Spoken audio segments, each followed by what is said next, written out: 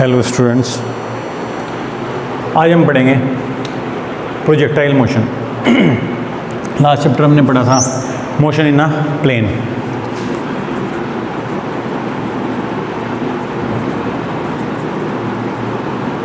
Motion in a plane में हमने पढ़ा था कि हमारे वेक्टर्स होते हैं, डिफरेंट टाइप ऑफ वेक्टर्स हमने ऑलरेडी डिस्कस किए हैं। Now we have to discuss projectile motion. Projectile motion में होता है motion in a plane, that means motion हमारा दो एक्सिस में हो रहा है, एक्स एक्सिस में एंड वाई एक्सिस में। The motion in is in two directions, x में भी है और वाई में भी है। एग्जाम्पल ले लेते हैं, जैसे हमारी कोई बॉडी है, मूव कर रही है, हमने कोई भी बॉल ली है and ball goes in upward direction. शुरुआत में बॉल यहाँ पर थी, फिर बॉल यहाँ पर है, फिर बॉल यहाँ पर है, अब बॉल यहाँ पर है, फिर यहाँ पर है, फिर यहाँ पर है, and finally it reaches to the ground. Start हुआ है यहाँ से एंड मूव करते करते एक मैक्सिमम पोजीशन तक गई है and then it comes to ground. So इसमें दो डायरेक्शंस हैं। First one is this direction is X axis और X direction, second one is Y direction. So इसमें दो डायरेक्शंस हैं और दोनों में चेंजेस हो रहे हैं। अगर हम यहाँ पर लें तो ये बॉडी इधर को भी मूव कर रही है और ये ऊपर को भी मूव कर रही है, ये इधर भी मूव कर रही है, ऊपर भी मूव कर रही है, यहाँ पर ये ऊपर भी है, इधर भी है, ऊपर भी है, इधर भी है। सो इसका मोशन इंक्रीज होता जा रहा है, ऊपर के डायरेक्शन में भी जा रही है and it goes on rightwards also. तो यहाँ पर हमें समझना है प्रोजेक्टाइल मोशन मीन्स जब मोशन अंडर ग्रेविटी हो, ग्रेविटी के अंडर कोई मोशन हो रहा हो, नीचे की तरफ ग्रेविटी लगेगी and motion is in upward direction up till this point. यहाँ पर ग्रेविटी भी नीचे को है, मोशन भी नीचे को है, मूवमेंट अभी भी हो रहा है, दिस दिस दिस, इधर भी जा रहा है, लेकिन यहाँ पर बॉडी क्या है, नीचे की तरफ आ रही है, नीचे की तरफ आ रही है। ग्रेविटी हमेशा इस बॉडी पर कहाँ लगेगी, ग्रेविटी यहाँ पर भी जी लगेगी नीचे की तरफ, यहाँ भी जी लगेगी नीचे की तरफ, यहाँ भी, यहाँ भी, यानी ईच एंड एवरी पॉइंट पर अगर हम चेक करें तो gravity g will be same and it will always towards the centre of earth की तरफ, ग्राउंड की तरफ, नीचे की तरफ वर्क कर रही है। अब यहाँ पर हमें चेक करना है कि अगर मोशन हमारा प्लेन में हो रहा है, मोशन टू डायमेंशंस में हो रहा है, तो क्या क्या चीज़ चेंजेस हो रहे हैं। लेते हैं सबसे पहले, लेट अस सी, एक डायग्राम ले लेते हैं अगेन। फिर से एक मोशन किया, again a projectile motion. Let this angle is theta. If this angle is theta, now एक इनिशियल वेलोसिटी होगी, इस डायरेक्शन में वर्क करेगी एंड इस डायरेक्शन में वर्क करेगी। यहाँ पर ये हमारा एक्स एक्सिस, ये हमारा वाई, दो डायरेक्शंस हमने ले ली, X and Y. So X में भी चेंजेस हो रहे हैं, वाई में भी चेंज हो रहे हैं। लेट अस कंसीडर हमारी इनिशियल वेलोसिटी क्या होती है, u। यहाँ पर अपनी वैल्यू अगर लेंगे तो ये बनेगी u कोस थीटा, और यहाँ पर लेंगे तो बनेगा u साइन थीटा। तो रेजोल्यूशन हमने वेक्टर पढ़ा था, रेजोल्यूशन ऑफ वेक्टर्स की बात करें तो अगर किसी वेक्टर के अंदर रेजोल्यूशन लेकर चलते हैं और वहाँ पर वैल्यू कंसिडर करते हैं, अगर कोई एंगल थीटा है तो इस थीटा एंगल के लिए एंगल से मिली हुई साइड हमेशा बनाती है कोस थीटा। अगर हम ले लें यहाँ m है, so it will comes as m cos theta, और इससे ठीक 90 डिग्री पर ऊपर की तरफ बनेगा m sine theta. That is the resolution of vector जो हमने ऑलरेडी पढ़ा हुआ है। यहाँ पर भी एंगल थीटा है, यहाँ पर इनिशियल वेलोसिटी जो हमारी ऑब्जेक्ट की है दैट इज u, यहाँ u से मूव कर रहा है, this is u cos theta and this is u sine theta. धीरे धीरे जब बॉडी यहाँ से मूव कर रही है, यहाँ पर भी, यहाँ पर, यहाँ पर, यहाँ पर, यहाँ पर, and it finally comes to rest. अब इसमें दो चीज़ें कंसिडर करते हैं कि हमारी क्या क्या चीज़ चेंज हो रही है। ले लेते हैं। सो हमारे दो डायमेंशन में चेंजेस आ रहे हैं, एक एक्स में और एक वाई में। क्या क्या चेंजेस आ रहे हैं, सी, अगर हम एक्स एक्सिस की डायरेक्शन में देखें तो u की वैल्यू क्या आ रही है, u cos theta, that is u cos theta. y axis में चेक करें तो u की क्या चेंजेस आ रहे हैं, u sine theta, u sine theta. So that changes its value. So इस पॉइंट पर अब हम चेक करते हैं कि और क्या चेंजेस आ रहे हैं। यहाँ पर एक्सेलरेशन 0 है, एक्सेलरेशन में कोई चेंज नहीं आ रहा, ना तो एक्सेलरेशन इंक्रीज हो रहा है ना डिक्रीज हो रहा है। अगर हम ए की वैल्यू यहाँ पर चेक करें तो क्या होगा, चेक करते हैं। एक्सेलरेशन का मतलब है बॉडी मूव कर रही है कांस्टेंट से, क्या इसने डायरेक्शन कोई चेंज करी? नहीं, राइट साइड में इधर ही मूव करती जा रही है। अगर इसकी बात करें तो बॉडी यहाँ से यहाँ, एक्स एक्सिस में यहाँ से यहाँ पहुँच गई। वाई एक्सिस में क्या हुआ है, पहले तो बॉडी नीचे से ऊपर तक गई, फिर ऊपर से नीचे तक, एंड हर एक पॉइंट पर एक ग्रेविटी वर्क कर रही है। हमारा वाई कंपोनेंट कहाँ है, ऊपर की तरफ, ग्रेविटी कहाँ वर्क कर रही है, नीचे की तरफ, तो एक्सेलरेशन होगा ए इक्वल्स टू माइनस जी। ये हमारा चेंजेस जो आ रहे हैं दैट इज माइनस जी। दो कंपोनेंट हमें पता लगे। नाउ इसमें क्या क्या और चेंजेस आ रहे हैं, दोनों डायमेंशंस में क्या क्या चेंजेस हो रहे हैं। सबसे पहले इसकी यहाँ पर से चेक करेंगे, इनिशियल वेलोसिटी यहाँ पर u है, इस डायरेक्शन में u cos थीटा, इस डायरेक्शन में u sin थीटा। अब अगर हम इस पॉइंट पर बात करें मैक्सिमम पॉइंट पर, यहाँ जाकर क्या हो जाएगी, वेलोसिटी बिकम्स ज़ीरो। यहाँ पर मैक्सिमम हाइट पर पहुँचने के बाद यहाँ पर ज़ीरो हो जाता है, इसके बाद ये क्या होता है, यहाँ से नीचे की तरफ जाना स्टार्ट होता है। यहाँ के बाद इसमें कोई और मोशन, अपवर्ड मोशन नहीं होगा। So that means it finally comes to rest, ये ग्राउंड पर आ जाता है फाइनली। सो हमने दो तीन चीज़ें देखी हैं कि एक्स में क्या चेंजेस हो रहे हैं और वाई में हमारे क्या चेंजेस हो रहे हैं। ठीक है, सबसे पहले हमारी एक इक्वेशन होती है, tick it as v is equals to u plus at, हमारी मोशन की इक्वेशन है। लेते हैं, अगर हम अपनी मोशन की इक्वेशन से निकालें y एक्सिस के लिए, कौन सा लिया है, y एक्सिस। y एक्सिस में क्या है, v फाइनल वेलोसिटी, यहाँ अगर हम बात करें कि यहाँ से इस पॉइंट के बीच में, यहाँ पर v की वैल्यू क्या हो जाती है, 0। So v is equals to 0। Initial velocity क्या थी, u sin थीटा। a की वैल्यू हमने चेक किया कि किसके लिए लेना है, y एक्सिस के लिए। y एक्सिस के लिए a की वैल्यू क्या है, minus G. So put it as minus G into T. ठीक है, so G T is equals to U sine theta and T is equals to U sine theta upon G. Understand करता है, that is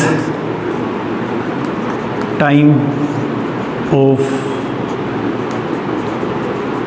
flight.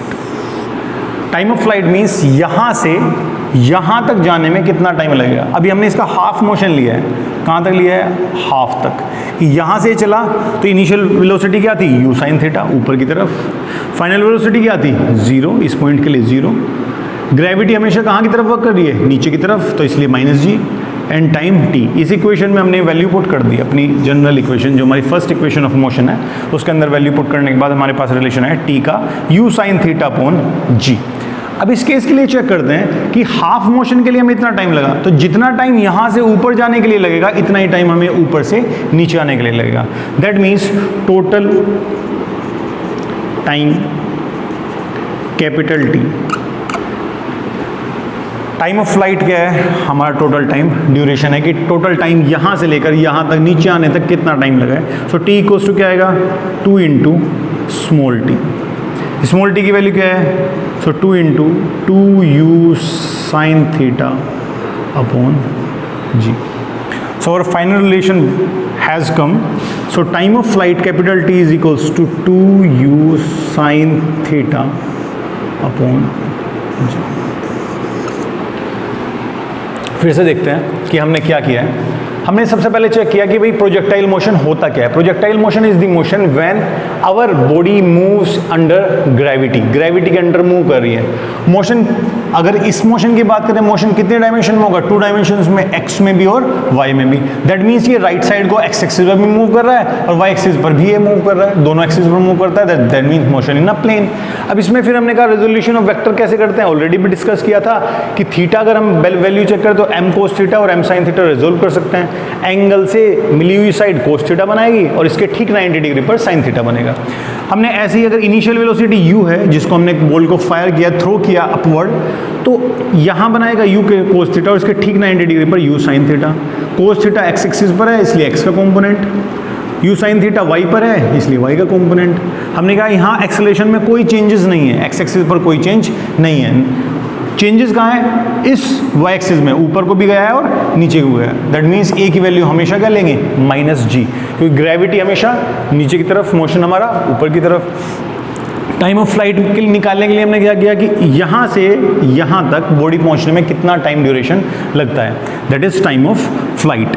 So v equals to u plus AT, इस equation को लेकर हमने value put करी है and we got the relation. v की value 0, यहाँ से यहाँ हाफ मोशन लिया है, यहाँ से यहाँ पहुँचने में फाइनल वेलोसिटी 0, कि जैसे बॉडी जाती रहेगी फाइनली अब एक मैक्सिमम पॉइंट तक जाएगी and up till that point, उस पॉइंट पर क्या होगा, v की वैल्यू 0। सो v की वैल्यू हमने 0 डाली, u की वैल्यू u sin थीटा, यहाँ से a की वैल्यू -g एंड t। सो यहाँ से टाइम पीरियड आ गया, हाफ मोशन के लिए time period is u sin theta. हमने कहा हाफ के लिए जितना लगेगा उतना ही अगले हाफ के लिए लगेगा, so total time is 2t। Value put, we have the final relation. Now we have to find the second thing, that is range.